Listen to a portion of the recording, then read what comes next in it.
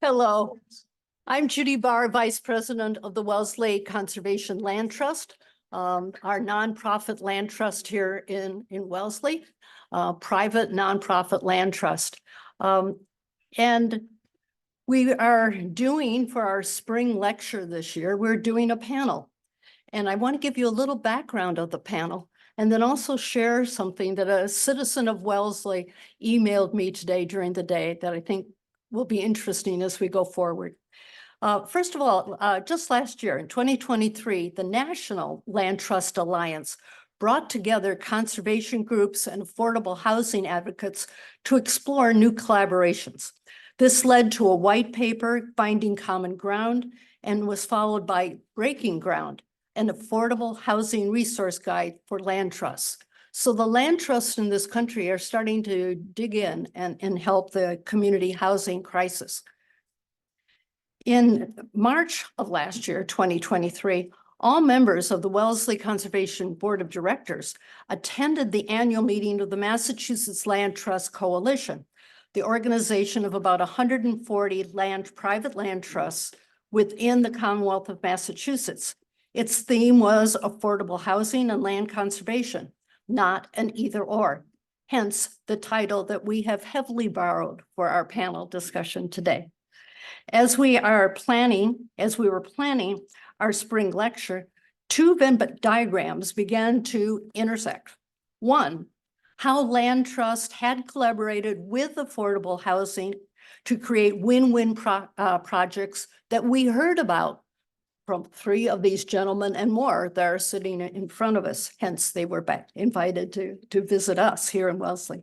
And two, the need for different approaches that might be used and might have been used in the three housing projects that were proposed in Wellesley this year that ran into some opposition of various degrees. But anyway, so this led to the panel idea.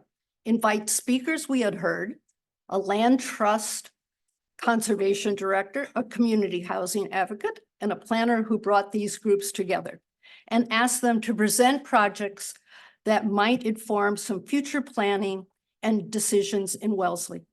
Three respondents from Wellesley will then reply to those comments. So that's why you're here tonight, and many more are zooming in. The session is being recorded and will be available on the Wellesley Conservation Land Trust website later this week. We hope this forum will lead to more public crosstown discussions of these important issues. And what was shared with me today was a citizen of Wellesley saying, I hope you do more of these, that we have things that are so siloed that we don't have the opportunity to talk across different units of town government. And perhaps a non-governmental organization like a nonprofit land trust can be a bridge that can get these conversations started. So that's our seed crystal hope that we hope will happen. And to get us started, I'm so glad to be able to introduce our panel's moderator. For 28 years, Heather Sawitsky has been the Chief Counsel and Strategic Planner for Fox Hill Village homeowners. In Wellesley, she served as town moderator for 7 years, chair of the advisory committee, and the chair of the senior review committee. Heather is a graduate of Smith College, Northeastern University School of Law, and Harvard School of Public Health, where she earned her master's in health policy. So I think we're in for a very informative evening. There will be time at the end for questions from the audience. Heather, thank you so much.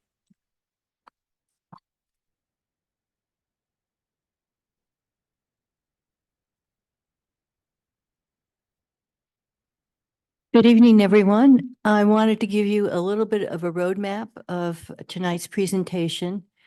You're going to hear from three specialists that were just described to you. Each speaker will have approximately 15 minutes to make a presentation. And following those presentations, there will be an opportunity for some responses from people in town government, and the council, the Conservation Land Trust. And then we'll open it up for questions from the audience. So to start, I'd like to give you a little more information about each of the presenters tonight. First, you'll hear from Mark Wamsley, who's the Conservation Director at Kestrel Land Trust that protects 27,000 acres of land in the Pioneer Valley. Kestrel's current project combines housing, conservation, and affordable housing. Mark's been with Kestrel for 9 years. Prior to that, he held positions at the trustees of the reservation in the western region of the state. He holds a BA in cultural anthropology from SUNY, a master's in applied anthropology from the University of Maryland, and a master's in landscape architect from UMass Amherst. The second presenter is Rich Feeley. Rich is the president of the Concord Housing Foundation, a nonprofit 501c3 corporation dedicated to community outreach, education, and fundraising for affordable housing. He's also a member of the town task force advising the Concord Select Board on the possible acquisition and use of Superfund site in West Concord. Frank graduated from Princeton University's program in Public and International Affairs and from Yale Law School. He is now retired after a career in public service and teaching and consulting at the Boston University School of Public Health. Our third presenter is Peter Flinker. Peter is the president of Dobson and Flinker, a landscape architecture and planning firm based in Northampton. He joined the firm in 1987 when it was then Dobson Associates. After receiving a master's in landscape architecture from UMass Amherst, he became a principal within the firm. The firm specializes in planning for smart growth and sustainable development and pursues projects that throughout the Northeast. He was elected a fellow of the American Society for Landscape Architects in 2017, and in 2020, he was made a fellow of the American Institute of Certified Planners. Without further ado, I'd like to ask Mark Wamsley to come up and make his presentation.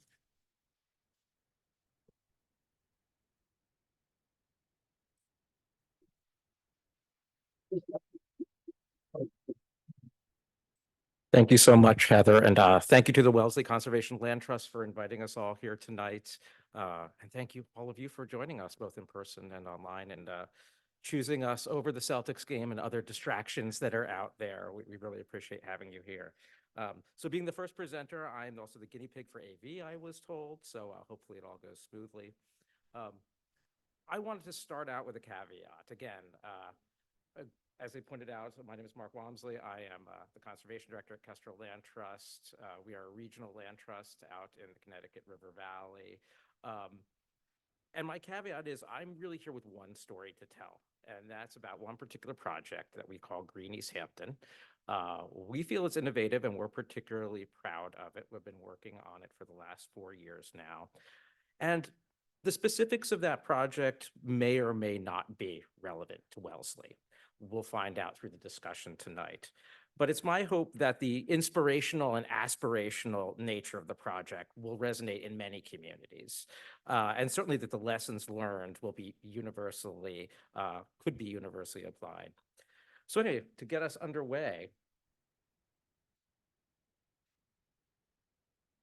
as I mentioned, we are a generalist land trust. We do lots of types of work. We're a professionally staffed land trust. We work with habitat protection, farmland protection, parks and open space, drinking water protection. We have around 30 projects going at any time during the year if you catch us on the phone. And for this particular project, Green East Hampton, we're working with another nonprofit, a nonprofit housing group called the Community Builders. They are a nationwide nonprofit. We were luckily enough to have an office in Northampton, very close to ours in Amherst. So why and how did Kestrel get involved with conservation and housing? There were a number of realizations that hit us. I think any of us who's concerned about anything realize that we're facing a climate crisis, a biodiversity crisis, and a housing crisis all at the same time. And communities really don't have the option to just choose one of those and not deal with the other. So we realized, there could be things gained by trying to address all of them together. What could we come if we focus all of them and see, how we can put the minds of the room and the expertise to kind of consider them? How can we address them? We've been working, as what most land trusts are across the country right now, to be more equitable in our land access and the shared benefits from our conservation projects across the community. I think a lot of us have been a lot more introspective in the last few years. Who are we serving? Are we serving them well? Is that equitable? And, there's kind of a fact that a lot of land trusts have also been dealing with, is that there is sometimes a relationship between land conservation and housing prices and land scarcity. People often know that houses next to conservation land often sell for more than houses otherwise. It's an amenity. It's a great amenity to have, but there's an unintended consequence there that we would be well to address. And I think we also started realizing there's an opportunity for practical partnerships between multiple benefits, again, when we address all of the different crises mentioned at the top there. This is not necessarily a new idea.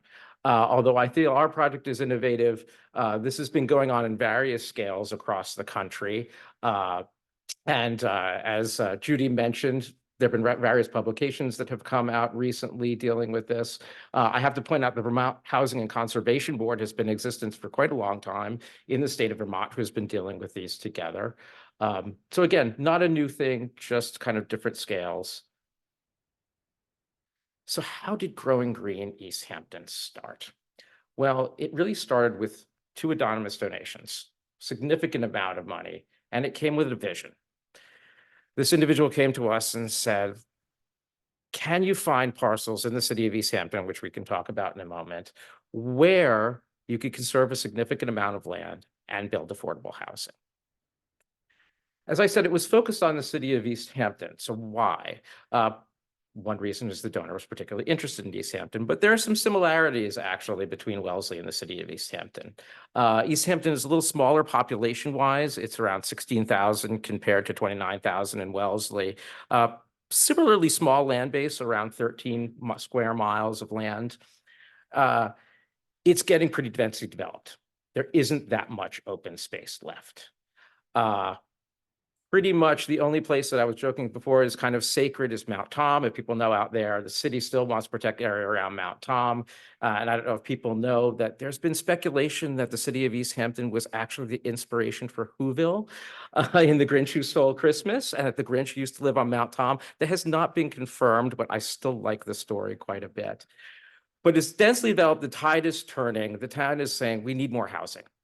And the land is becoming a lot more expensive to the point where land trusts can't do the conservation really by themselves. We just can't raise the amount of money that the parcels are worth. And we thought, okay, bringing these together, can we make it practical by bringing the expertise of these 2 groups together, conservation groups and affordable housing groups, definitely with altruistic reasons, caring about housing for the communities as well as all the values that open space brings, and can we do something innovative?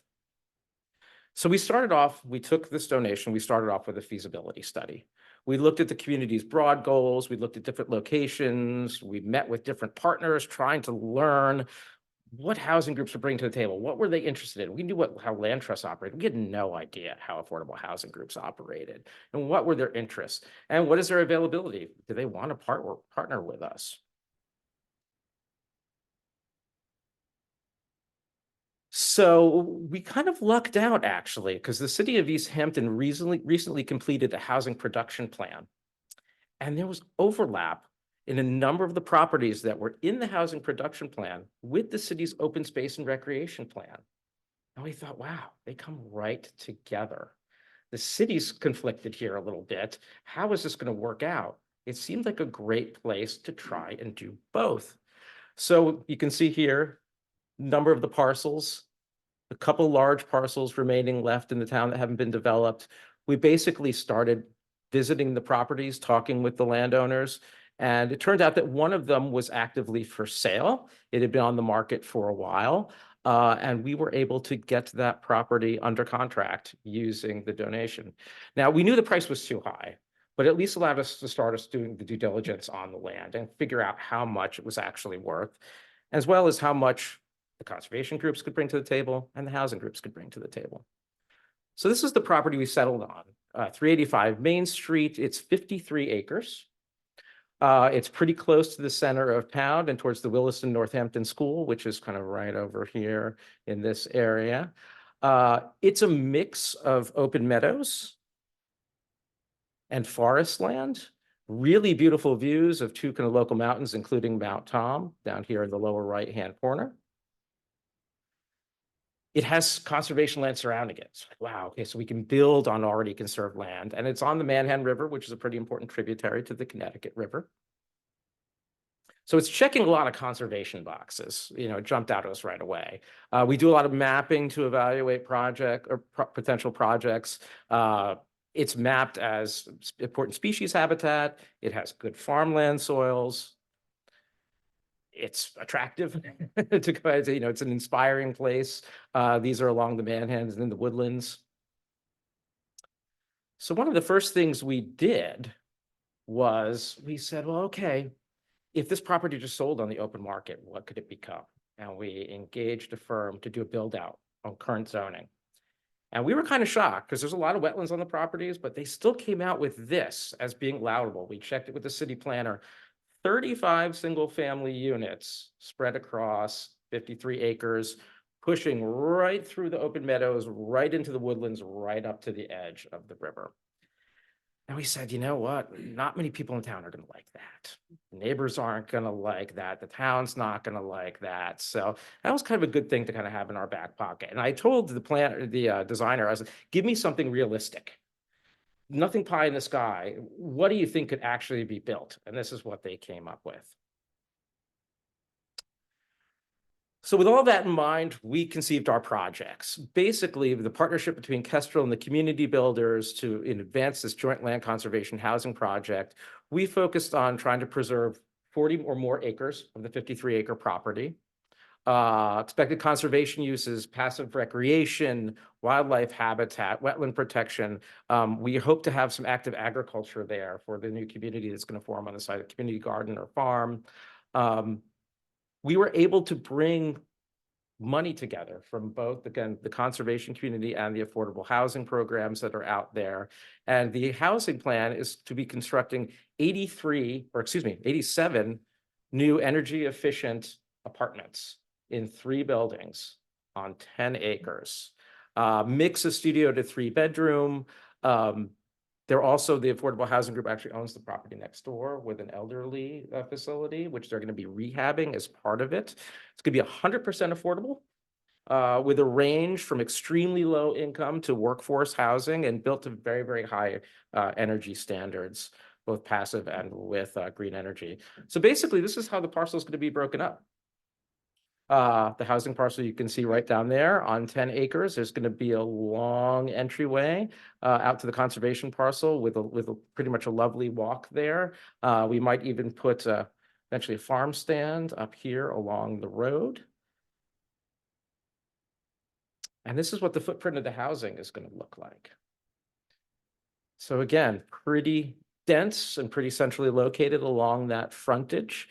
And we are going to be intertwining a number of, you don't even have all the paths here, accessible paths through the housing complexes out to the walking trails on the conservation land.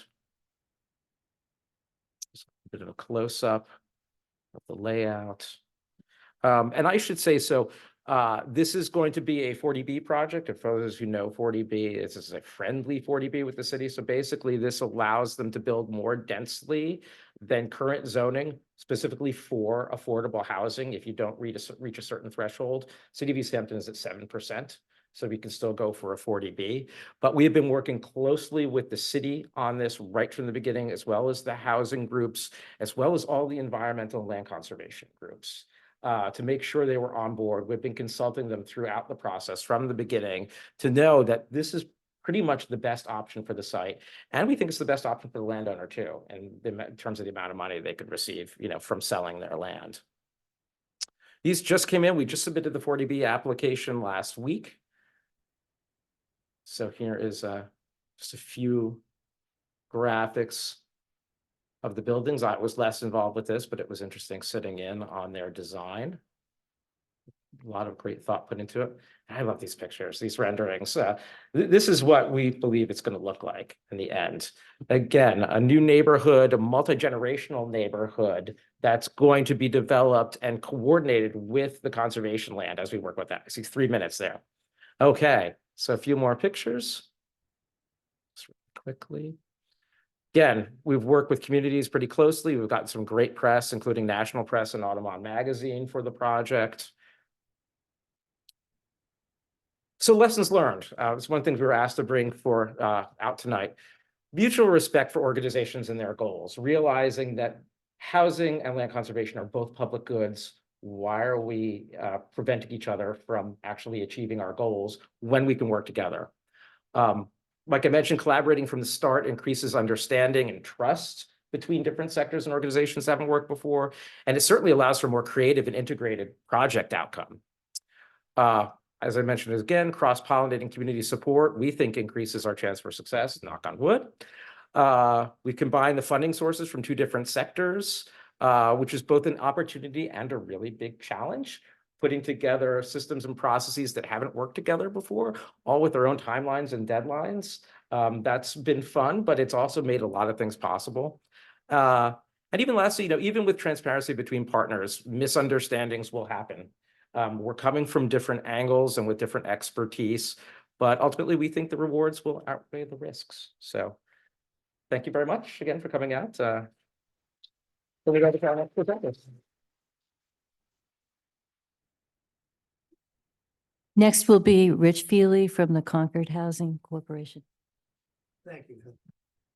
I'm going to describe a project to you that's a little further than Mark's, but not yet in the ground. And as I go, I'm going to explain some of the rationale behind why we have what we have here, and also a bit of the history that I think made it possible in Concord.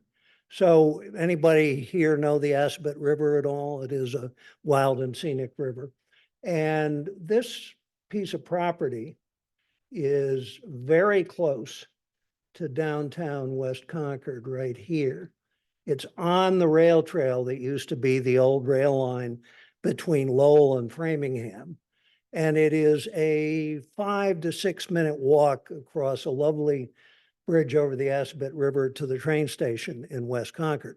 So very desirable, obviously, from a housing point of view, but also very desirable. There we go.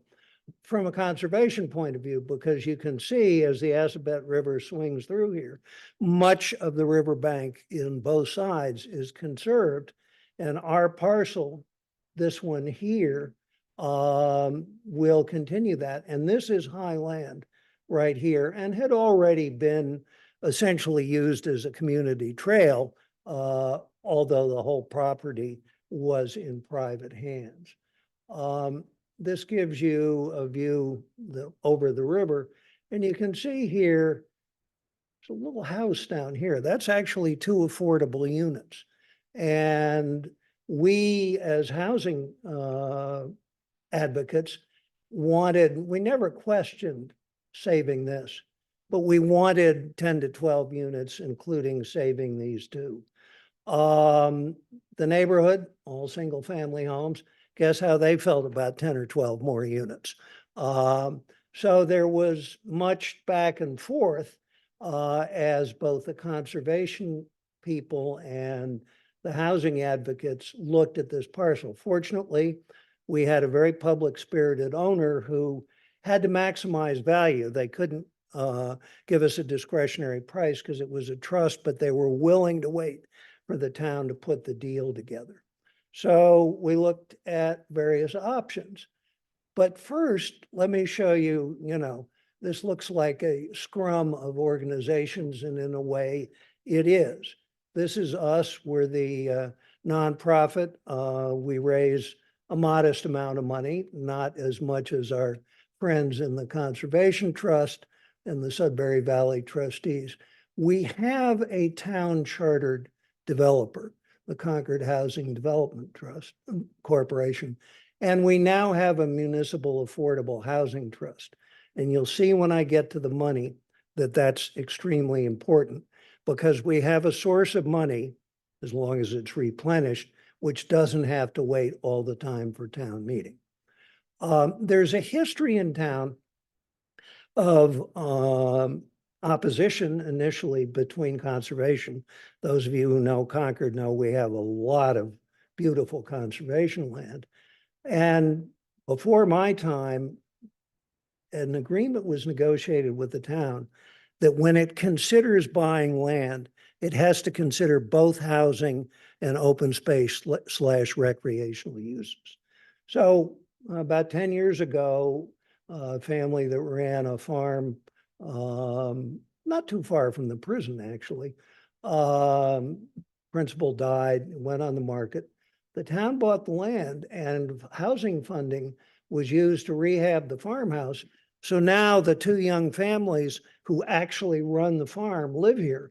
And let me tell you, they couldn't live in Concord if they didn't live there, because running an organic farm is not all that profitable.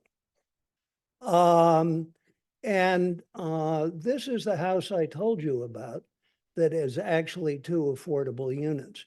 The asking price was about 2.8 million for 7 acres. And the question is, how do we split this between conservation and housing? And as you'll see in a minute, housing has less money than conservation, and frankly, less leverage to raise it in the private sector. So we had to consider what we could get and what we wanted. The first problem was what we'd get if we did nothing. You would get, pardon the expression, 6 or 7 McMansions, because this was all zoned single family, and our little house down here would be gonzo and would be another big house. So, you know, that was kind of unacceptable to all of us. Maybe the neighborhood would have liked it. What we would have liked as housing is to see this part conserved, but this part made 10 or 12 affordable units. Well, the neighborhood got up in arms. Oh, traffic, what are we going to do? So we compromised. And we came up with a package that gives us 3 units on that 1 acre parcel, and the rest is conservation. And I think it's important to take a minute and look at how this money was divided up. So we had CPA money out of both pockets. Everybody knows what CPA is, I assume. We got 300,000 from the housing pocket, 700,000 from the land pocket. The trust had money because we had a sizable affordable housing project that had failed, and that's another whole story. So the trust had money to put into it. We put money in, and we were actually the first ones, the Housing Foundation. We said, we'll put 100,000 into this if you can make it happen. And I like to think that that catalyzed some of the others. But as you can see, the more serious money was from both acquisition from the land preservation side of the CPA, and from the state and the Sudbury Valley trustees in the Concord Land Conservation Trust. This is the kind of money we couldn't put on the table. We actually put another 50,000 in to start the planning, because we knew that it would take a long time for this to happen. And we just got the approval of the planned residential development permit for the new houses. So what have we learned? Know your players and know each other. I did something that somebody in housing hadn't done before. Concord has a monthly meeting of all the conservation and climate interests. And housing people hadn't gone to that before. And well, I kind of like conservation too. So I started going monthly. And I now know most of the people in the conservation community. And that, I think, combined with the previous agreement of the town, that if the town's going to acquire it, they have to look at both housing and open space, makes it much easier to look at new projects. We don't have one cooking at the moment, but I don't know when open space will come on the market. Well, actually, I know the next big piece of open space we're going to get is a prison. If you know anybody who can reuse a maximum security prison in a creative way, let us know. As you can see, we did have we have a builder, we have a housing bank, the trust, we have an advocacy organization, and we have a housing authority. And in fact, those two little units I showed you are now housing authority units. So I'm just going to finish by saying the problem is still money. And I think there's an opportunity at the moment because in the governor's housing bill is a section that will permit towns and local option to collect fees of from 1/2 to 2% on the value of property sales over $1 million, the so-called transfer fee. The real estate organizations don't like it, except on Nantucket and Martha's Vineyard, where, you know, the new firemen live in Hyannis. Those real estate agents realize that we have to have more workforce housing. And frankly, you know, let them live in Fitchburg is not an answer to sustainable workforce in our wealthy suburban communities. So I think with the trust, with the history of agreement, I would hope the next time we might get a few more units when this comes up. But the trust with the transfer fee money would be able to act without waiting for town meeting. And one of the things that always worries me is when something comes on the market, even if the town and the conservation and housing industry or advocates are willing to come up with the money, it takes town meeting before you can do it. And the developers may say, you know, we'll take it right now. It's a little bit like buying a house without a mortgage or a home inspection, you know, that cash talks. So I hope if we get future opportunities, we'll be able to use money in the trust, work with our conservation colleagues, and make other developments happen. But this one will happen. We wish we'd had 10 or 12 units. We've got 5. Thank you.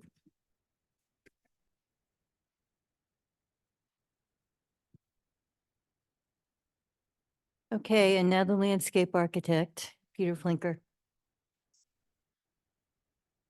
I'm jumping into position because, of course, as a consultant, I'm going to talk about 4 different towns, but not as much detail, I promise. Where's the clicker? Oh, there it is. So this is the first one. This is a really interesting project in Norwell, Massachusetts called Donovan's Farm. This is actually kind of a legacy project for me. This is from 20 years ago, but it's a 175-acre farm, one of the last big pieces of land in Norwell. The town was freaking out when it was going to be sold. And so they decided we're going to buy it. And there was a willing landowner. And they went to town meeting. The town meeting said, all right, we'll go along with this. But the provision was we want some of it to be developed for housing because we need housing even back then. And also to get some of the money back. And so they agreed and did purchase the property and then sponsored a master planning process to really look at the entire property. You can't see it all that well, but this is like the original master plan. There's wetlands that go through the property, a big area of forest. There's the farm up here. And what this represents is we actually developed a plan for a sort of mixed density village on part of the site. And so in the end, 130 acres was preserved, including the big fields and the old farmstead. And then 40 acres was identified as the best part of the parcel to be developed because it wasn't really visible, had the best soils, good access on the existing road, et cetera. And then we came up with a sort of preliminary master plan for that. And then the town put out an RFP to sell it to a developer. But first, they actually changed the zoning to allow for an open space subdivision, which wasn't possible in the town before that. And this is the result. We actually worked with the developer to sort of lay out something using everything we could think of based on traditional village planning models, right? So a narrow road with continuous sidewalks connecting to a system of trails in the surrounding open space, houses close to the road, parking to the extent possible hidden behind the units, so that what you see from the road is sort of something that looks like any traditional historic town, especially after 20 years of growing in. Looks really good. But one of the key things was really paying attention to the separation of the public space along the street and the parks and the open spaces and the private space you have around houses. Because this is something that our traditional villages do very well. Only it used to just happen organically because people would live in a place for a long time and they would grow a hedge. They put up a fence because they didn't have to talk to their neighbor all the time. And they planted trees and those trees grew. So big part of, I think, the struggle in doing any kind of housing is making something that feels like it fits into our historic cities and towns where you have this kind of richness in the old communities. And it's getting more of a challenge now, of course, with the price of all of this, which we'll talk about later. But the result is something which really feels like it could have been there for 100 years or more. It really fits into the community. And one of the things that made this work, I apologize, it's not quite that visible, but the town purchased the land from the willing landowner. They sponsored a master plan for conservation and development. They changed the zoning to allow for open space subdivision. Then they issued an RFP for a developer. Then the developer came in and did the final design, permitting, construction. And then design was kind of fundamental to all of this, starting with the original master plan, really thinking about what's the best part of the site to be preserved and why, what's the function that it performs, and then what's the best part of the site to be developed, and then making the plan around that. This is another project in Wayland called the Residences at 89 Oxbow, but this was an intentional affordable housing project sponsored by the town. And what was interesting is it was on the site of a former Nike missile base. One thing I never knew is that they built 12 of these missile bases surrounding Boston to counter the threat of Russian bombers coming in the 1950s.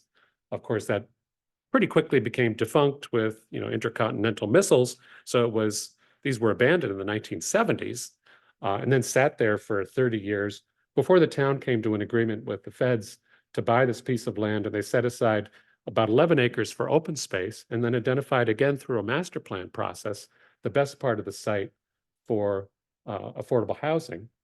And then they put together an RFP for a developer to come in and then worked very closely with the developer, not just to design how the housing would fit into the site, but how to make it as affordable as possible. And then the town chipped in part of that funding as well. So it's got 11 units that meet 80% of adjusted, or what is it, area median income. 5 of the units are 100% area median income. It includes full photovoltaics and an advanced septic system and low impact site development techniques, to handle stormwater on site and so on. And really, again, a very high level of design for an affordable housing project. And it worked because, well, CPA funds were used originally to purchase and remediate the site. The town then sponsored a master plan again to determine the desired uses before the developer comes up and does their own plan. Then they issued an RFP for the developer, and they partnered with the developer to do the final design and the financing. And then the funding came from, again, CPA funding were used to help make it more affordable. There were state grants and then tax credits that the developer could take advantage of. And again, the design quality and the community amenities, which includes town ball field, which they built a few years ago, were really important to making this fit into the town, both physically and then also, of course, politically. This is a current project, which is master planned for 300-acre golf course in Stowe called Stowe Acres. And again, like all of these properties, it's threatened by large lot development, basically dividing the whole thing up. When the property was sold to a company that specializes in continuing golf on improving golf courses, but also selling part of the golf courses typically for development, the town got very nervous. The local land trust stepped in very carefully, worked out a deal with the developer or the landowner to sort of put that plan on hold for 6 months while they did a master plan. And then they pulled together a team that included the developer, the town planning, conservation departments, a consultant, which was us, but also the landowner and the developer, which really made a big difference.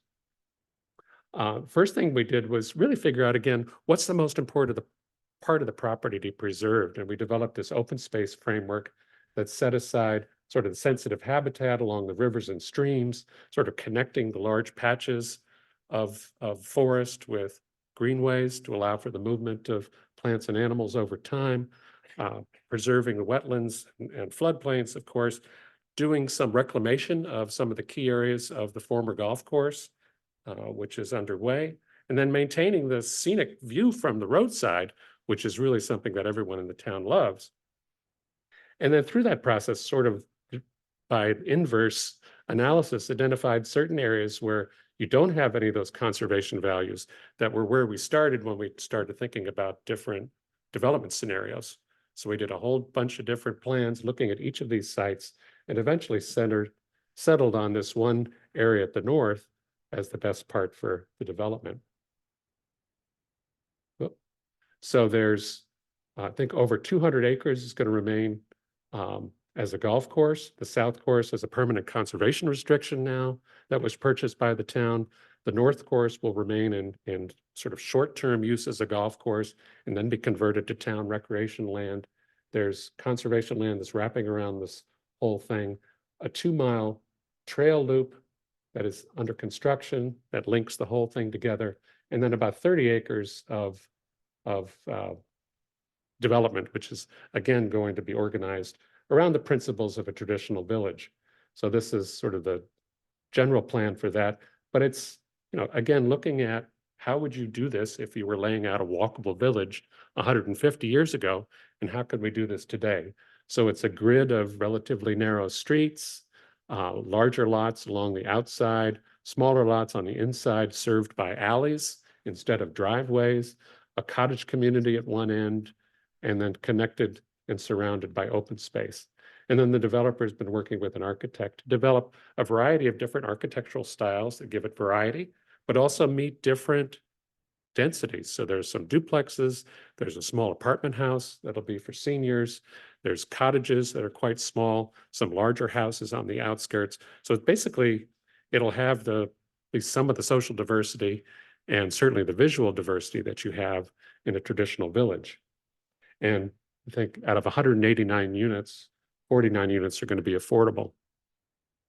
So one of the things which makes this work again is putting together guidelines that really talk about how can we accommodate modern uses and demands for parking and car storage and access and so on with this traditional village. So a lot of attention to where do we put the parking? Can we have shared parking lots and side access to the garages rather than everybody with a garage out in the front? That just by itself totally transforms a community.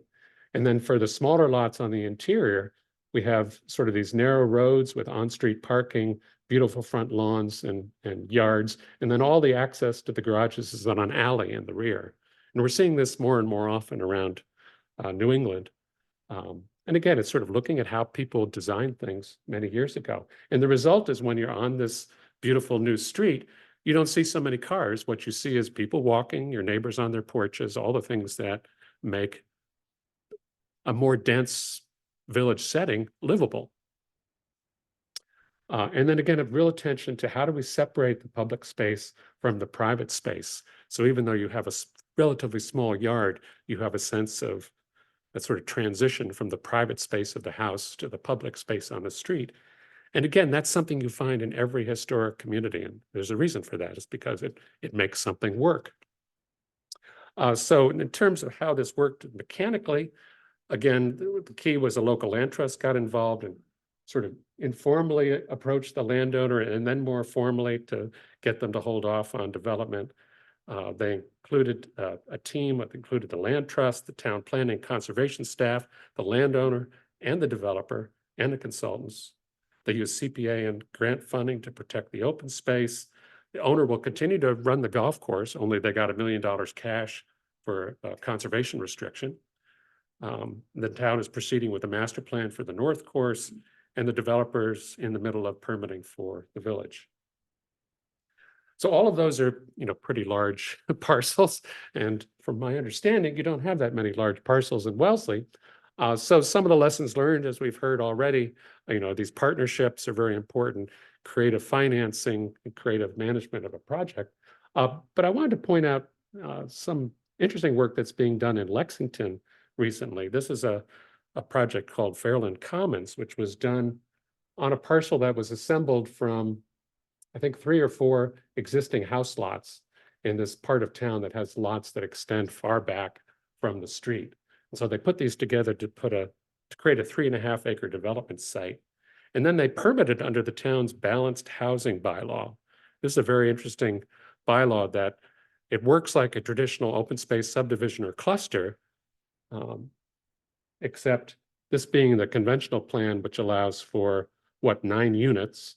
Instead of taking those 9 units and just putting them on a smaller part of the property to protect the open space, the balanced housing bylaw actually lets you take the square footage of these 9 units and divide it up into a greater number of smaller houses.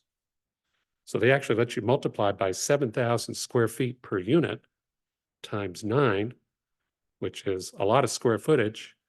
And then you can divide that up into any number of smaller houses that you want.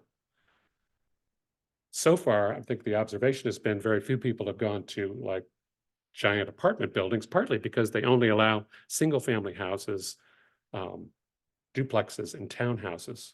So you can't do like a giant apartments, but you can do stuff like this, which is instead of 9 units, it's 14 units. Some of them are attached, they're smaller, and they're really organized, again, a traditional sort of village pattern. There's connections to town trail system that are going to be preserved going through the site, so it enhances sort of livability for the whole neighborhood. And then the design itself, again, is built along traditional village planning principles where all the access and parking is behind the buildings with rear garages, and that allows you to have a wonderful sort of central open space, using principles that are being tested more often in co-housing and cottage communities, which you've seen, like the river, what's the one in West Concord? Oh, Aspet River? The one along the cottage Oh, community? on Concord Green? Yeah. Yeah. Anyway, they're becoming more common and people are starting to say, yeah, we'd love to live in a place like this, even though we don't have a giant lot and a giant house. The last thing I'll leave you with is, this is some studies that we did as part of the update they did in Lexington last year to their, basically their, what they call special permit residential development bylaw, which has 3 different sort of subsections, one of which is the balanced housing bylaw, which focuses on creation of housing. There's a sensitive sites bylaw that focuses on the open space. And there's another one called community benefits, which focuses on things like affordability. And for each of this, they allow you to take sort of the standard development density, in this case, a parcel of 3 acres with 7 lots, and reorganize that in different ways. And this again was a test to see how could we make multifamily housing fit into a traditional single family neighborhood. So in this case, it's like maintaining the wide lawns and yards and trees along the street. It's building the multifamily that looks like a large single family house, which are often, of course, 5,000 to 6,000 square feet, but then divided up into multiple units, or dividing it up into smaller cottages. But again, going from 7 lots to 15 makes a huge difference in terms of affordability, whether or not you add the subsidized affordable to it, or it's just market rate, more affordable than the large lots. And the last one, this is quite a small property, I think just 1.5 acres that could be divided up into 3 under the conventional plan. And again, some experiments of how can we divide that up and have multifamily that's designed, in this case, to look like a traditional colonial building with a barn on the back, parking tucked in, and then open space preserved around the front and the side. And again, looking at a cottage model for that. So again, I think this kind of flexible development approach is something which, even if you have lots of just a couple of acres, you can really make effective use and create open space while you're doing the housing. You do have to limit your ambitions in terms of open space, right? You're not going to create a giant public park or a big conservation area, but you can carve out certainly nice public areas for people who live in this development, but also some shared space that might be used by the community, a pocket park or a small area of forest. But the trick, of course, is getting there and getting an understanding of these sites before the developer has spent hundreds of thousands of dollars doing their plan and bringing it forward, because then it's too late. So one of the things we could talk about in a few minutes is how you integrate that into the planning process. You didn't give me the hook. That was kind of you.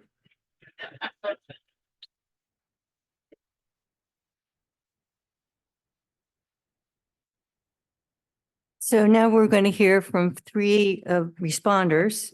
The first is Michael Tobin, who's the president of the Wellesley Conservation Land Trust and has been so for the last 4 years. And he's been on the board since 2015. Michael was a grassroots leader in the Save the North 40 campaign and the town of Wellesley's acquisition of the North 40 property. He enjoys growing garlic at his community garden at the North 40, and he's been a town meeting member since 2015. In his other side of his life, he's vice president and head of technology at Dyne Therapeutics in Waltham. He has an electric engineering degree from Syracuse and an MBA from Cornell. The second responder will be Dee McCollum. Dee McCollum and Anmar Alonza co-founded Building a Better Wellesley in 2019, and they currently serve as the co-chairs of that organization. Its goal is to be a positive voice and to advocate for affordable, attainable, and increased housing choices in Wellesley. Dee's been a member of the Wellesley Advisory Committee and is currently a town meeting member. She plays an active role in the Wellesley Housing Task Force, the Wellesley Civil Discourse Initiative, and is a member of the Board of Trustees of the World of Wellesley, an NPO dedicated to making Wellesley an inclusive community for all. Last but not least is our current planning director, Eric Arbeen, who's been planning director for the town of Wellesley since November 2022. Prior to that, he was the principal comprehensive planner for Southeastern Regional Planning and Economic Development District. And prior to that, as a senior community planner at Old Colony Planning Council. He's has a bachelor and a master's of public administration from Bridgewater State University and is certified by the American Institute of Certified Planners. So welcome to the responders, and the first off will be Michael.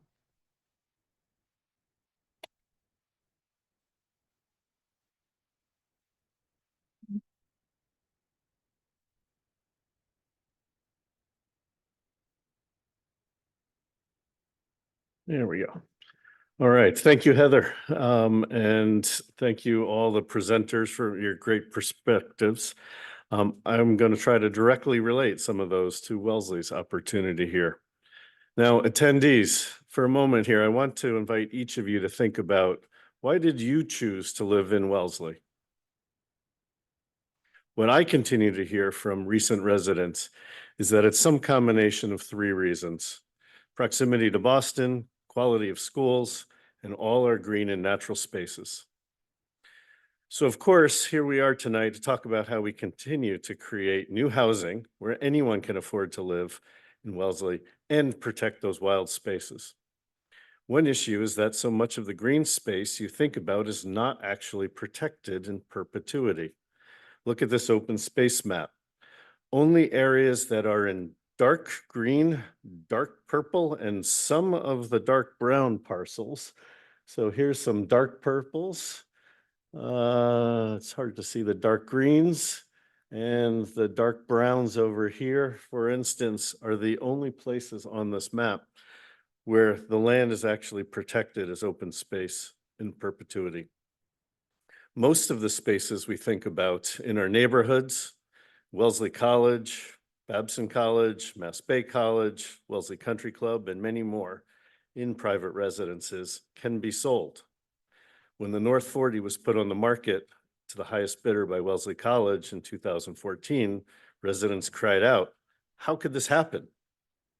When 12 acres with one house at 135 Great Plain Avenue was sold and most of the lot was clear cut, residents asked, "How could this happen?" All of the property on this map, not in those dark colors, can be sold next week or next decade.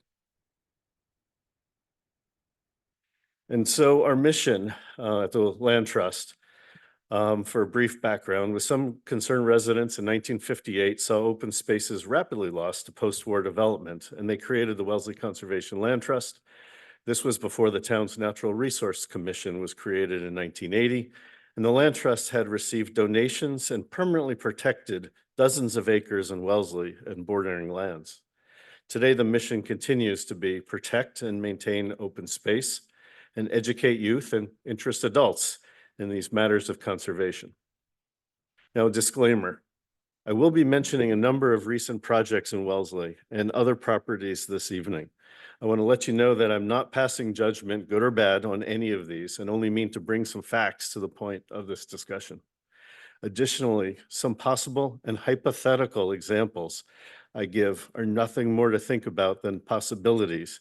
And I'm not asking for comment on any one particular property, but getting us to think about this topic holistically so we can come up with some options to take some action.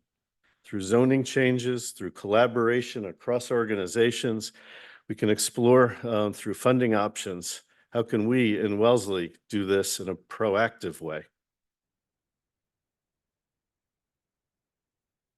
So just some reminders of some recent examples at 148 Weston Road, the Bristol. It's this area here in the middle. This property, while Wellesley was still under the 40B limit, next to the North 40 here, was completely clear cut of trees. And as it now looks very much like this artist's drawing at the time, some very dense housing, but some very dense housing. 100 Linden Street, Terraza. This area here and this parcel here, as we're all familiar, across from Talby Lot, right near center of town. Also, a few parcels put together. Every tree was removed during this construction project, and today, either finished or nearly finished, is the property we see, very dense housing today. What I've already mentioned, the 12 acres at 135 Great Plain Avenue, Fieldstone Way. This is the property here. This was while under construction. There are some wetlands here, and there's a 100-foot buffer zone to those wetlands that was protected, and otherwise mostly completely cleared, with a little bit of extra open space down here in this corner, and these houses now built and occupied. This was going to be the first parcel that followed the Natural Resources Protection Development Bylaw, if I got that correct, which was put in place, which had the opportunity to actually take this 12 acres, more densely populate half of it, and permanently protect the back half of it in perpetuity. But while we were still under the 40B limit, this was what was developed instead. Now, at the other extremes, the Nines, this is the Nines buildings. Down here, what you see listed in green is the Charles River, and what's listed in green is wetlands. And so here we have, I think, 350 built, up to 800 permitted or possible, 850, even better. With no further destruction of any of these green spaces. This is complete redevelopment of existing developed land. So over the last year, the 125 Oakland Street, Sisters of Charity property has been in the news. And we can see the parcel here, 14 acres abutting the Centennial Reservation, the town forest land here, and Oakland Streets, Mass Bay College over here. And so this property, as the owners have said, will be sold. And so what had been one thing that could be possible, and the land trust had proposed, is that take the existing buildings and parking lots here in the center oval, approximately half of the parcel, and let's at some point redevelop that, for instance, as an example. And then these buffer areas in the corner along the road, there is a little bit of wetlands here, buffer to the Centennial Reservation. Let's permanently protect those, because by right, someone could come in and build single-family homes, for instance, across this entire location. Let me bring to your attention 828 Washington Street, the Cheever House, formerly the Wellesley College Center for Women, was housed here. This property across from Wellesley College is in actually two parcels. There's one historic house in the front, and then behind the aqueduct, there's some property, 21 acres overall. In 2014, the college did say they planned to sell this after they had sold the North 40. Nothing has moved forward yet, but what could happen if this was sold? There is a significant amount of wetlands over here on this side, but you've got 12 acres here. Imagine what could be in that location. And so we need to think about whether it's this example or many others. You saw how little is actually protected in Wellesley, and so it's 200 Pond Road. Where did those 8 acres come from? These properties with significant acreage are available for to be sold. So it's up to us to take the opportunity to use the tools we have here, the collaboration among us, a number of funding tools. CPC has been mentioned. The town, and we're going to hear from Eric in a moment, is the strategic housing plan for all of us to get involved in what could be. At the same time, other organizations like the NRC and open space plans, let's do these in a collaborative fashion so we can work together on them. And then the land trust, as you've heard, also brings some tools. We can act quickly. While we don't have a lot of cash on hand, we can raise grants, we can raise funds, and we can go to organizations like the Conservation Lending Fund, the national organization, to quickly acquire funds to help meet an owner's needs.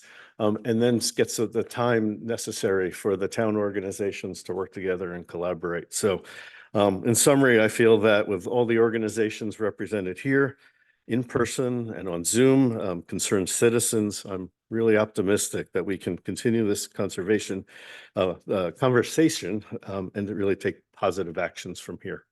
Thank you.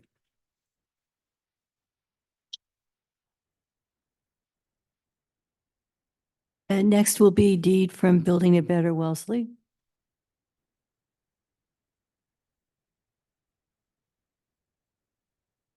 Thank you, Heather. Thank you all. My slides aren't nearly as pretty as everybody else's, just saying.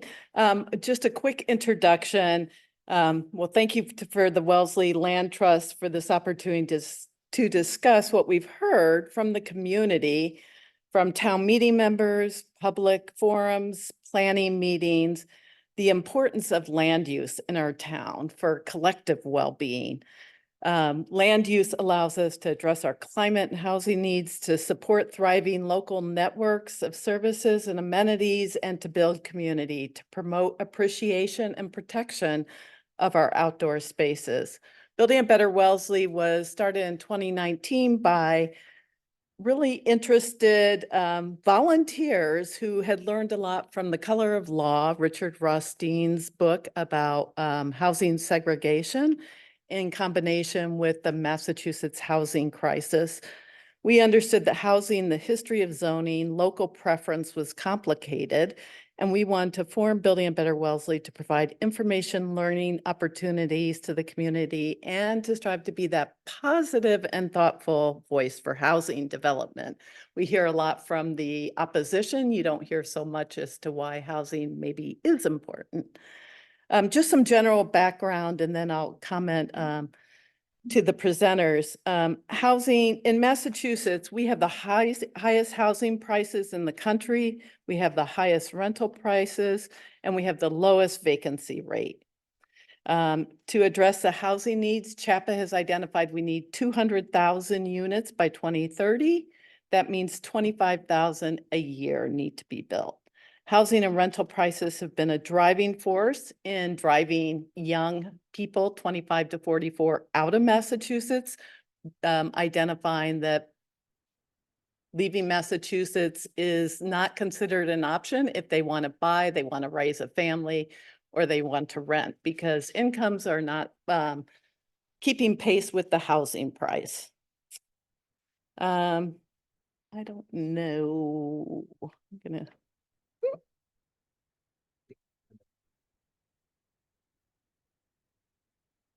Or not. I'm gonna keep. Oh, okay. Oh, well, that's, I went too far. The other arrow. There you Oh, okay. So here's some Wellesley statistics. That 83% of our homes are single-family homes, are single-family homes, and they're owner occupied.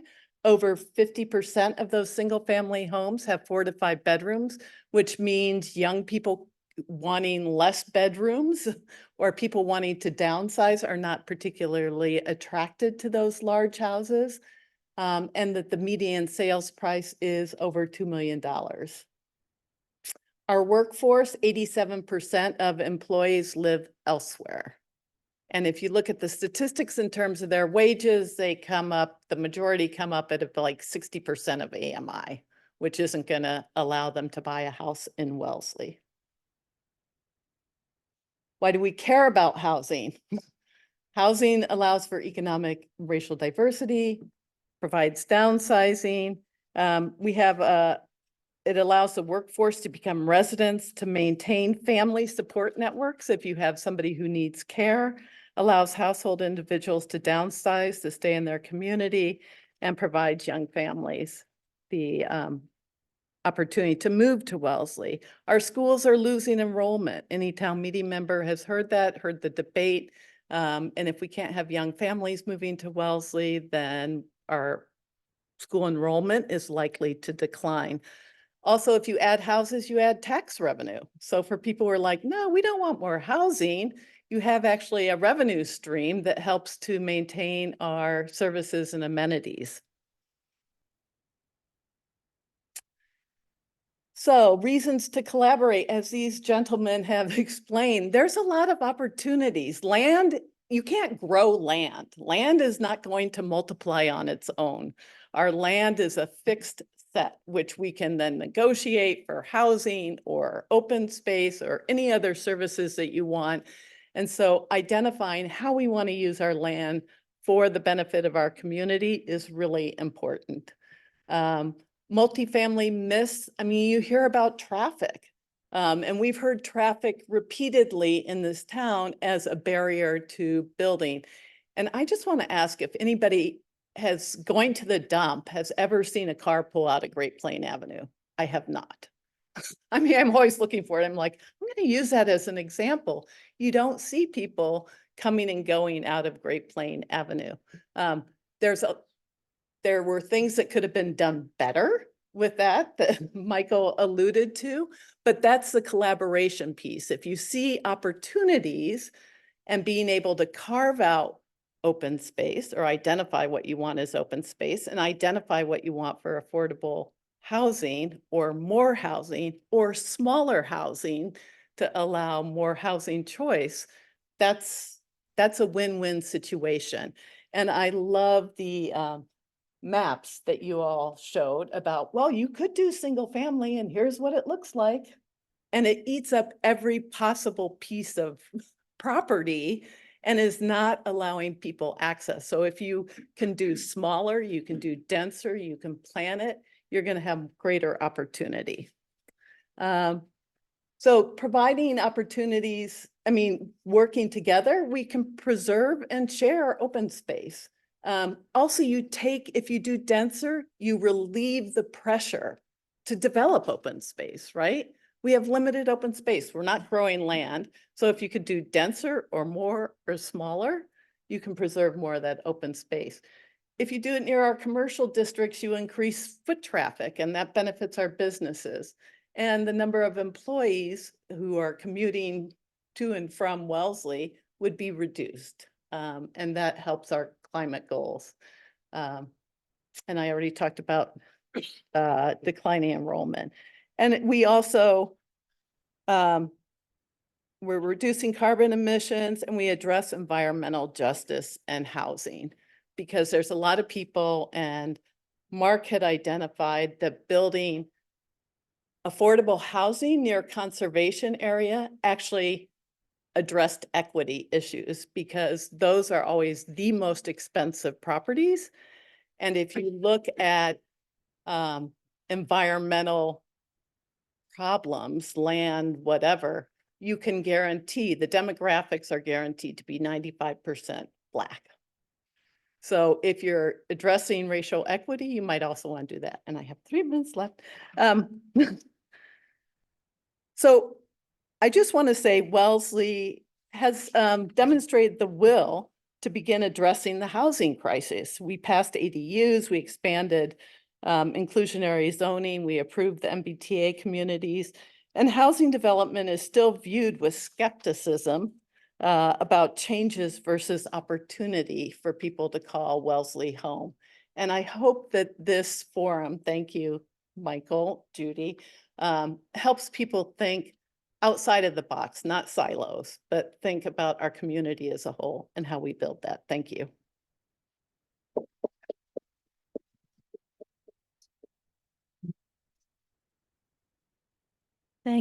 Thanks, Dee. And now we'll hear from the planning director from Wellesley, Eric Arbeen.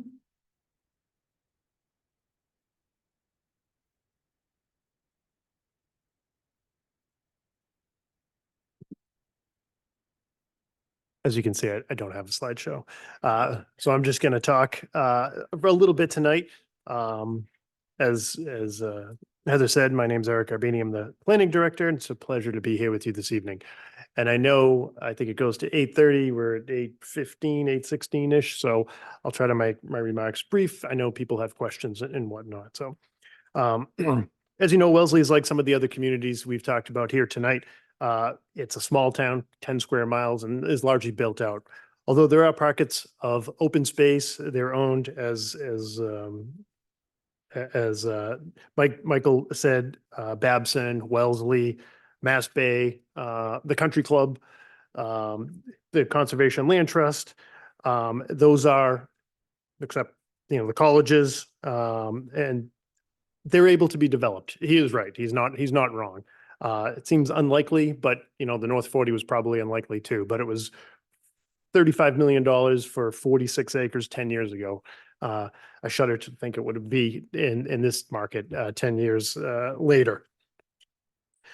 So one evidence of Wellesley's built out status is the town hasn't had a subdivision in about 15 years. Most other towns, these towns we've spoke about, some have had subdivisions and they're on the regular. Here, 15 years ago, it was for 7 units. So there's not a lot of land. It pops up on occasion, undeveloped land, but it can happen. Most people are aware that development now in town happens on single family lots. They take down an older house, build a much larger house, or it's in the form of redevelopment, as we saw with Peraza or the Nines. There was something there and they're taking it down and putting something in its place. And what's governed land use here in town, and it can be kind of boring and confusing and complex, it's the zoning bylaw. So we have 20 some odd districts here in town, 8 overlay districts that govern how land is used in town. And the zoning bylaws can be changed. We change them at town meeting. We just amended zoning to allow for MBTA community zoning. So the zoning bylaw has purposes. One of the purposes to encourage housing for all persons of all income levels, to facilitate the adequate provision of open space, conservation of natural resources. It's like, how do we do all this at the same time? That's the challenge when you go to town meeting and to get everybody here, and that's why we're here tonight. It's something that's it's not easy, but nothing worthwhile is usually easy. So having us here tonight, hopefully will kick off conversations. The town does have some. We do have the natural resource protection development, as Michael noted. It hasn't been used yet, but it's a cluster type bylaw, would preserve 50% of the open space on a particular property. A lot of our residential zoning districts require open space. It might not be conserved open space in perpetuity, but it's open areas, as Peter was talking about, and landscaping, yards, that sort of thing. As going last, I'm kind of hitting some of the points that have already been made. So town recently adopted accessory dwelling units, and we adopted zoning to comply with the MBTA community mandate, and that allows up to 17 units an acre to be built within a half mile of the train station in commercial areas. So denser housing, transit-oriented development, smart growth. You've probably heard it before, but focusing development near areas that are already developed, not in green spaces or green fields. The town does have resources. We have the Wellesley Housing Development Corporation whose mission is to sponsor and assist in the development of affordable housing opportunities. We have the Community Preservation Act here in town, which monies go for affordable housing. They go for open space, historic preservation, and we go to town meeting, and there's usually a project or two each year looking for funds. In addition, the town has a number of plans. I'm going to talk about one a little later, the strategic housing plan, but we have a master plan that helps guide the town. And these are all public plans where the public's invited. We have an open space and recreation plan. The Natural Resources Commission is developing an RFP for a land preservation plan to help identify parcels of interest. And what we're speaking about tonight, the plan will also involve a funding mechanism. And what I'd like to talk about a few minutes tonight is the strategic housing plan. 2018, the town adopted a housing production plan. And the idea of that plan was to get the town over that 10% Chapter 40B mandate everyone talked about. We were under the 10% and developers can come in and they can override local zoning. Once you get over that 10%, you have the ability to deny these 40B projects. You can, unless they're friendly to the town.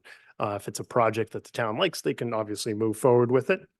But the housing production plan it's a pretty rigid document. It focuses on that. It needs state approval. And the idea is to get the town over 10%. Now that the town's over 10%, we said, why not look at something a little, let's broaden our horizons, not just look at affordable housing, but let's look at housing in general. So at the 2023 special town meeting members approved the use of $65,000 in CPA funds. So CPA going towards housing, $10,000 from the Wellesley Housing Development Corporation. And we did an RFP process this past spring and hired Barrett Planning Group, headed by Judy Barrett. So we got the housing task force in place. It's made up of a number of folks here in town, some planning board members, select board members. So what we're looking to do, this new plan seeks to identify new strategies, policies, and actions to create housing for individuals and families of all socioeconomic levels, housing types. We're looking where this housing should be. We'll look at, sorry, I lost my place there. And how it interacts with the MBTA communities law, and also part of it, we'll be looking at, one of the aspects of it we'll be looking is how it reflects open space. So, we're looking at everything here. So on behalf of the Housing Task Force, I'm inviting you all here tonight and watching at home to attend the first public meeting of the Strategic Housing Plan process. It'll be held on Tuesday, June 18th at 6:30 p.m. at the high school cafeteria. We'll have promotion, if you're looking to write something down, we'll have promotional materials on the town website soon and it'll be broadcast. Again, this is a plan that looks at housing across town, at all different types of housing, not just affordable housing, but where should this housing be? What kind of housing should we have? And the most important aspect, or the most important part of it is you, are the residents. It's not my plan. It's the town's plan. It doesn't belong to me. I don't live here in Wellesley. You know, I shepherd a number of projects through here, but I'm here I'm the planning board's main staff person. So we'll shepherd it through, but it's not my plan. So I hope to see everybody there. It should be quite quite a process, and there'll be additional times for public outreach as well. So a few items I wanted to respond to. One of the things we've heard tonight, and these great projects that were mentioned by Peter, by Mark and Frank. I'm learning my new friends' names quickly. But they all had great ideas, great projects. So some of the themes there, money. We need money to do this, and especially money here in Wellesley. We see on the regular houses come through getting torn down at $1.4 million for a quarter-acre lot for someone to knock it down and build something bigger. So 8-9 acres is a lot of money. There's also, when you want to preserve land, there's also the trade-off is denser housing. So you saw, we'll preserve these 80 acres, but we're gonna kind of squeeze the houses into a smaller lot, which is, some of the trade-offs that we've seen on these projects. These were mostly larger lots that they were talking about. Wellesley's is not too many large lots, but something could pop up, as Michael was saying, that the town would have to make a decision on, and again, goes back to town meeting, which is not the most nimble. It's not a mayor, it's not a city council. We can vote next week or 2 weeks from now. So sometimes you have to wait 6 months. Obviously, you can call a special town meeting. So there are some challenges to make this happen. But again, anything worthwhile is hard, and it's usually worth it. So thank you.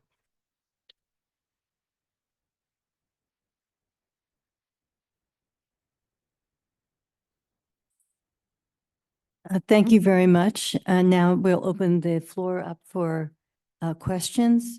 I'm wondering, can we use these mics to pass around to the speakers so people don't have to pop up and down all the time? Okay, who has got a question? Yes, in the back.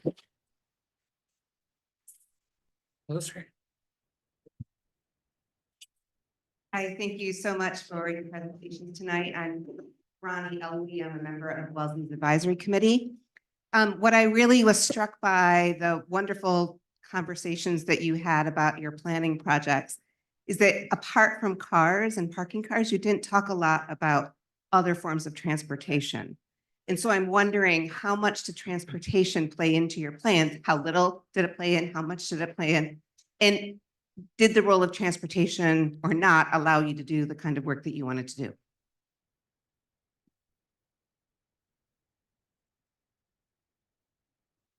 That's a good question. And I think, as you saw, most of these projects are not on transit. They're, especially, I think by definition, because they involved conservation as well as housing, they're in areas where conservation is seen as a need and worth doing. I think there's been a huge amount of really interesting transit-oriented development work done in the last 10 and 20 years, but most of it doesn't involve open space preservation.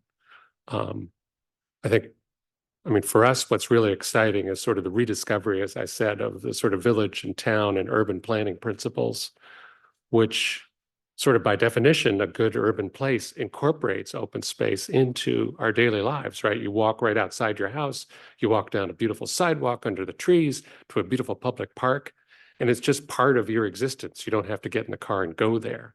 So that's the gold standard. But we're dealing with projects as they come along, and you don't always get that choice. Thank you. One of the reasons we wanted more units at Assabet Bluff is because it's walkable to the MBTA station. The other thing I will say about housing advocacy is we don't advocate for everything. We had two 40B projects come up because we lost a sizable project that brought us under 10%. One of them is, from my point of view, almost perfect. It's replacing a parking lot on the edge of an office park. It will be, when we get a bridge over the Assabet River, walkable to West Concord and to the train station. And it's going to be geothermally heated and cooled. So that's a win-win. We got another one and we said, we don't think this is a good idea. We want more housing, but we don't want it 2.5 miles from town where it's a half-mile walk to the stores and absolutely everybody will have to drive. It also has much more conservation impact than the project that we advocated. So I think occasionally housing interests ought to say, yes, we want housing, but maybe not here. And now the opportunity will be MBTA zoning.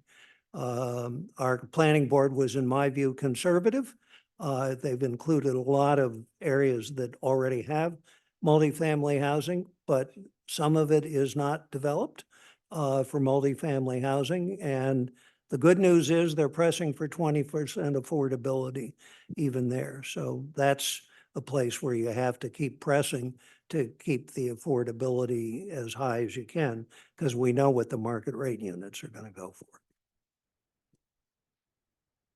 I appreciate that question. I was remiss not to bring it up when I was presenting. There's a lot of details which I had to skip over, but honestly, accessibility to transportation and just location of properties came up when we as a land trust started talking about the housing groups and learning what their interests are. And they were very different.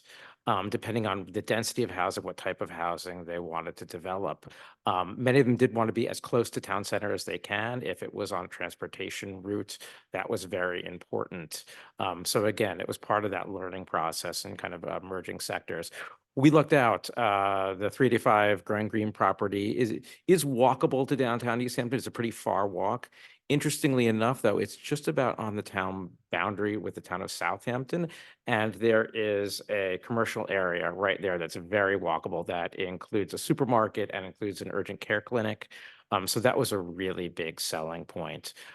We are also talking about petitioning the local bus service to add a stop at the new neighborhood. And it's a little more aspirational, but there is a bike path not too far to the south of it. So it would take a lot of money, kind of more roads kind of being improved and road crossings. But it could absolutely be linked up to, and there's a pretty big bike to school program in the city of East Hampton. So yeah, transportation played a big role. Thank you. Other questions from the audience? Yes, sir, in front. Hi, I'm Jay Prostitutes. I'm on advisory committee too. We're going to be using a lot of cars for a while in the communities you described. And there's housing, there's land, and there's open space. And I don't think most of us value open space parking lots that much. And I'm just wondering, on a state or local level, is there any discussion about how to creatively incent parking underground? Well, I can only speak for Concord. There is essentially underground parking in the new 40B that I described. We had an interesting fight, though, 3 years ago because the zoning board wanted to rezone what is essentially an enormous parking lot that was originally thought to serve the train station but isn't fully utilized. And we got a lot of pushback, and ultimately it failed because it did include a grocery store, which was the only one in town. So, I mean, we are replacing a parking lot with a 40B project that I identified, but we have people who are afraid of losing the retail space that goes with the parking, and we lost that fight. Yes. Hi, I'm Lucianne Ronco, also on advisory. I guess we ask a lot of questions. My question is, there's a myth that I've heard, and maybe it's not a myth, and I'm asking you to speak to what your experience has been, is that when you bring in this higher density housing, that the values of houses in the surrounding area may drop. And I wonder what your actual experience has been. Bring in the higher density housing where you've done the preservation of areas around it. What's the impact to surrounding house values?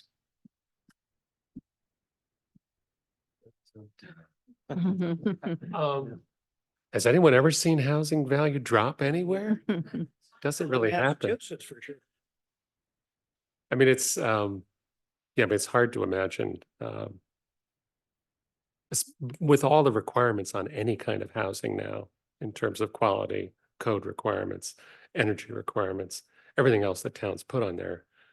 It's all, anything new, no matter what the density, is guaranteed to be better quality than a lot of the existing housing stock in almost any town. I'm sure Wellesley has higher than average. So I think that is a myth, and that's wrong. Okay, There's there's a question in the back.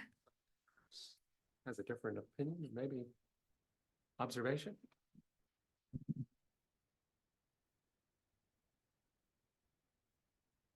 Thank you so much for your presentation. I am a town meeting member and I am for Precinct D. And Precinct D happened to be, have a big area along Route 9.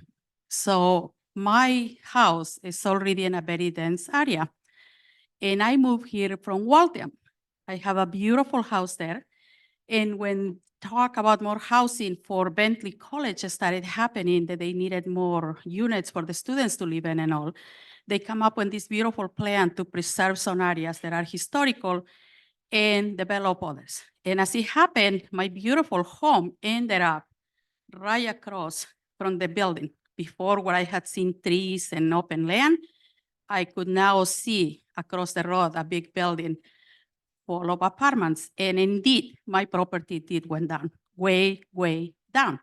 So I moved to Wellesley, feeling I will be more secure. I put all my savings here. And the same thing is happening. A daycare was just built recently there, and my neighbors had talked about moving. And if they move, it's quite possible the apartments will be built there again. So I think it's no a myth. It is definitely no a myth. In this game, there are winners and losers. And if you happen to be in the winning side, your property will be fine. But if you are not, there definitely will be lower and less desirable places to live. And as a result, your property will go down because no one wants to live across from an apartment. Building is no prejudice, but people come and go at all times of the day. Police get called often to solve problems that we don't know what they are. And so the schools becomes less desirable, and it creates inequality in our communities. It creates a good part of town and a very bad part of town. And it's happening here that we have schools that are brand new where people are happy to send their kids. And there are others that don't have air conditioning, completely run down. People don't want to move to that area. So the houses are less desirable in that area of Wellesley. And I'm talking Wellesley Hills. I live in Wellesley Hills. I don't live in any obscure area. So thank you for listening, but please do bear in mind that these changes do have unintended consequences, and it do affect more people who are just at the margins than the ones that are, well-seated and have more power, have more resources to advocate for their land, not to be the one where they are building the apartments. Thank you. I think I would say there are apartments and there are apartments. I can show you houses in Concord that are across the street from sizable condominium or apartment complexes that are no more than 3 stories. And believe me, they sell for lots of money. So historic district, sure. I mean, I want to defer a bit to Peter because he's seen more of these, but not everything is Ringe Towers. I don't know what the project you're describing is like, but you can do density without necessarily affecting the livability of the neighborhood. Thank you. Yes, Raina.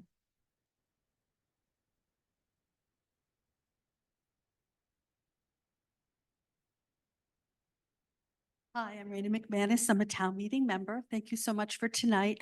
I have a question. One of the projects that you had shown was 100% affordable units, and I was wondering how that was accomplished.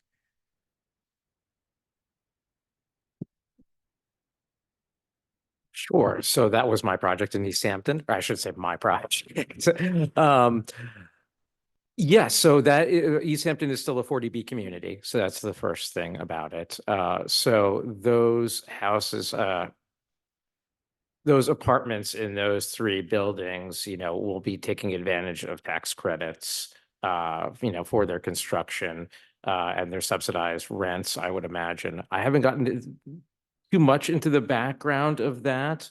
We did honestly, it was another interesting part of the process for me as I was learning more about affordable housing. We did try to get also owner occupied affordable housing as well as apartments. We could not get it to work economically. I mean, we really needed the resources that, the rental apartment units really brought, kind of from federal and state credits. The developer for the owner occupied units was wonderful. He tried really hard. It just didn't pencil out economically. So being able to take advantage of those tax credits for rental units really brought a substantial sum of money. And you need to, from my understanding, the sweet spot starts at around 20 units for that to start making it really work, but really kind of hitting around the 30 units, really makes it economical at that point. But again, I think the wonderful thing, I know I consider owner occupied affordable housing, I've heard, is kind of the gold standard because it allows people to build equity in their houses. But at the same time, we need the rentals too in that community. So, we think it's a wonderful outcome. Yeah, the 5 units I described are all affordable, but basically the town has underwritten that. And the problem is that, just as has been said, there aren't programs that work well. The financial engineering is too complicated to make it work for 2 or 3 units. So what we're doing basically is providing the land and probably some construction subsidy for the new houses that are going to be built. They may be built by Habitat. We've done at least one project where we saved an older house. Habitat rebuilt it. It's now 2 affordable units. But the financial engineering that makes large-scale affordable housing work doesn't work on the 2 and 3 unit level, and you're going to wind up having to subsidize it locally, I think. Somebody pointed out to me, there's a wonderful spotlight series the Globe did in December about the price of housing. And one of the key articles is called, I think it's a $600,000 problem, with $600,000 being the average cost of building a unit of housing, even in these ugly apartments. If you're trying to build a lovely little cottage, it sort of starts there, it goes up. So I think that successful affordable housing, it's huge subsidies that are assembled from every different direction. Towns can play a huge role by providing the land, which there was one affordable housing project I showed in Wayland, where the town bought the land from the feds using CPA funding. And the way it was affordable is they basically provided the land, and the developer put together the package that included tax credits, but also they put CPA funding into just a subsidy to make it more affordable. So there's no easy way to do it. You just have to be willing to subsidize it. Okay, I'm told that we have time for one more question, and I see someone standing. Yes. Hi, I'm Herb Nolan. I'm not a town meeting member, and I'm not on the select board. So I'm one of the few people who's not. I am really I really love that you're having this gathering tonight to talk about the relationship between dense housing development and open space. They are connected. I think true environmentalism is to create density where it's needed most, close to transit, and preserve open space. They go hand in glove. And so bravo to you all for bringing us together for that. Just on the MBTA overlay district, Eric, which you talked about, it's a half a mile from the transit. I get that. You can walk a half a mile. You can get there. There ought to be young families and smaller units there. But it only applies to commercial land, as I understand. And yeah, it's not an overlay district. Yeah.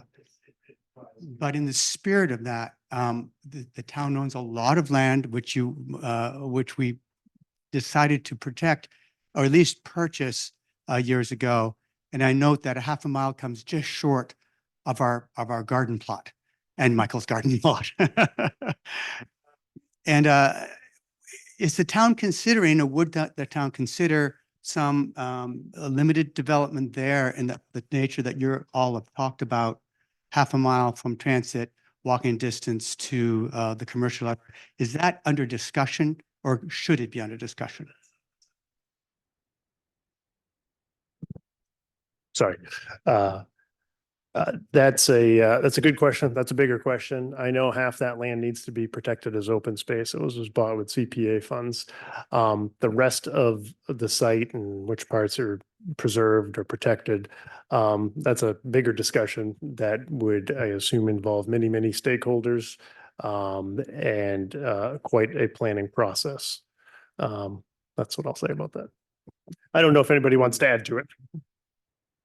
Well, I would say that's the opportunity, right? To bring people, different stakeholders together to see if there's an opportunity on the North 40. Just as a strategic housing plan, please get involved. This is our chance to speak up into what this community values. Okay, I think we'll leave that where it is. A nice way of ending. If you have other questions that we didn't get to, you have a few minutes where you can come and talk to the panelists. I know we'll be kicked out of here at 9 sharp, so thank you very much for coming. And I'd like to.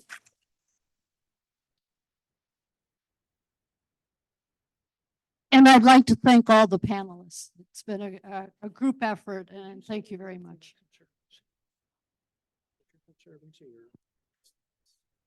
Oh, the trustees.